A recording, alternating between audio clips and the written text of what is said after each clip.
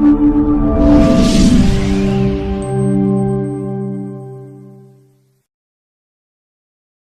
rafiki yangu kuja hapa.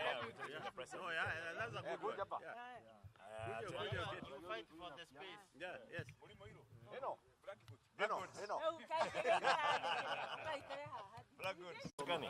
Unaweruka. Nyinyi ndio wengi. Utahi na wewe. Hii ni ile kwa. Hapana. Itakuwa Nyeri peke yake bado. You have voted you our spokesman. Yes. By popular demand. Kuja. Voted. Tutiko dio huo.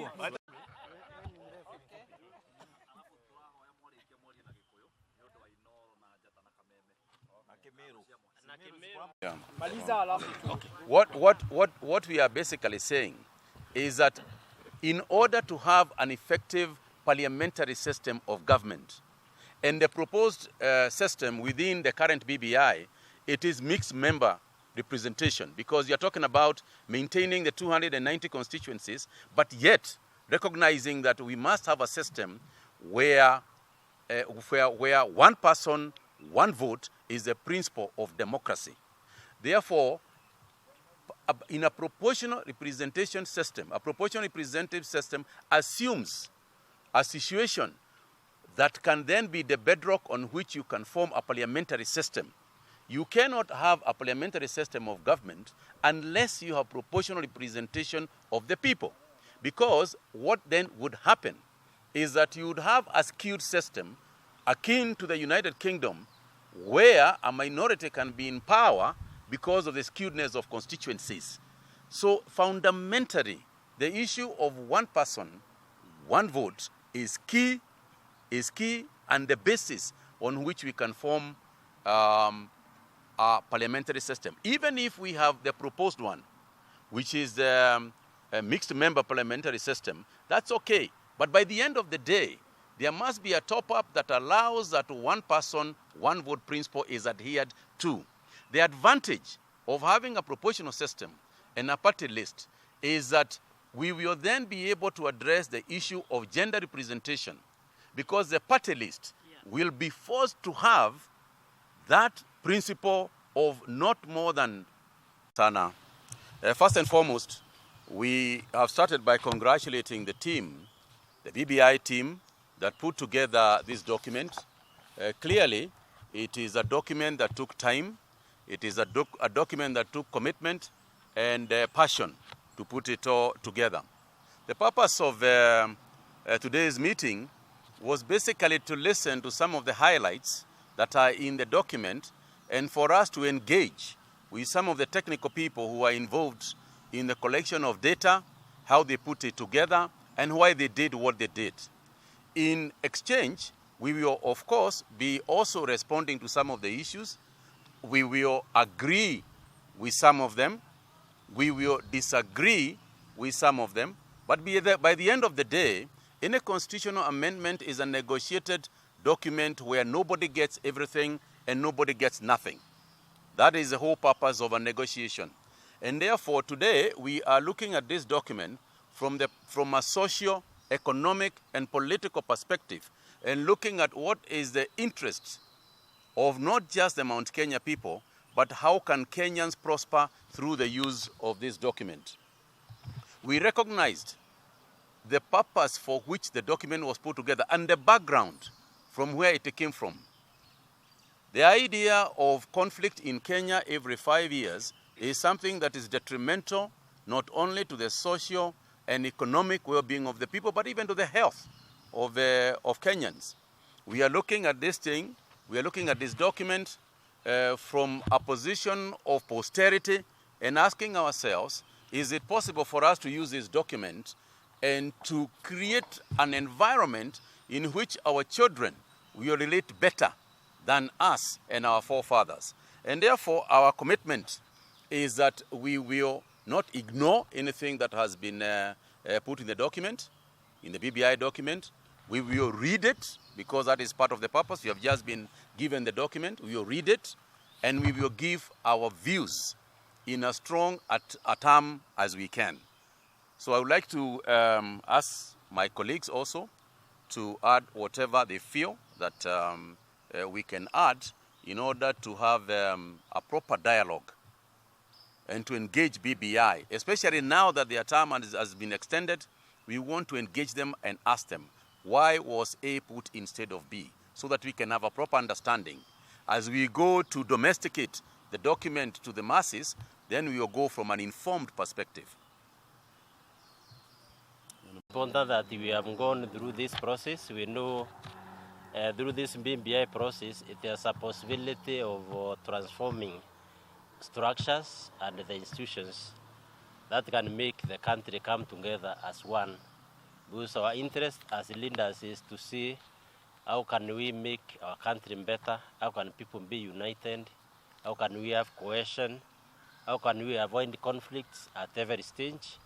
And our role as leaders, as we read through this document, we are going to identify the gaps. Already there are some gaps identified that we think if they are addressed, maybe the document can be strengthened, and then we can have a greater republic. And because we know the solutions for the Kenyans, they are with the Kenyans. And as our leaders, we have a role to facilitate and guide the processes that may make our country move away from some of the challenges that we face time and time. And especially the question of representation, especially the issues around transforming those institutions that may create the possibility for economic progress and also for unifying the people of Kenya. These are some of the things. We want to see what are those things, what are those structures also that can be strengthened, and we avoid especially the question of conflicts that come as a result of electioneering process, especially the election for the president, because most of the conflicts after the elections is because of the election of the president. So if we look at those fundamental issues that give rise to these aspects, that will also strengthen this.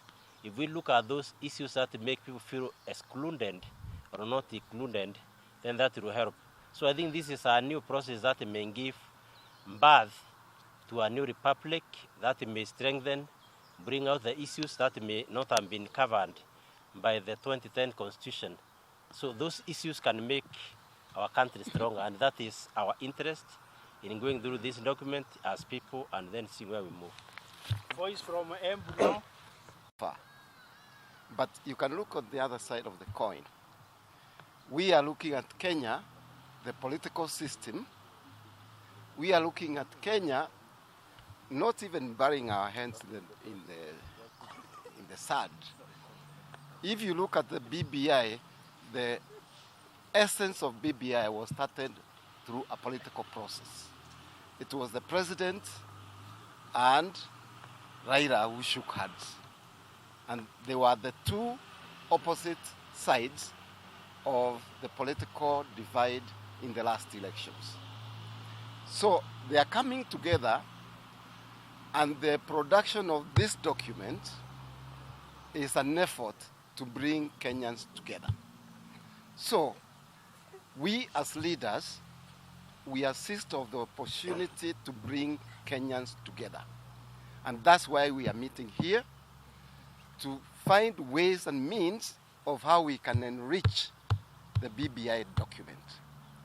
And to enrich it is to say, first of all, we appreciate it.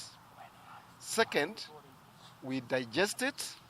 And thirdly, we come out with even a smaller document, a policy document, which is easier to read, to understand, and which can form a basis for a new constitutional order.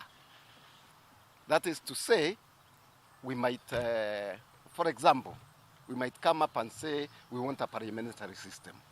We want maybe more posts in prime minister, deputy prime ministers, because the issues being addressed are issues of governance.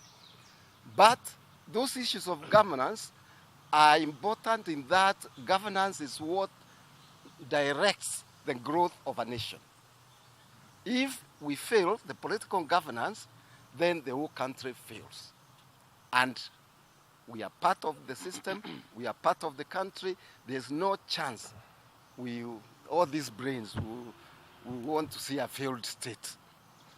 And we are going to do it, and we are going to engage with other like-minded Kenyans, not only from Mount Kenya region, from all over the country.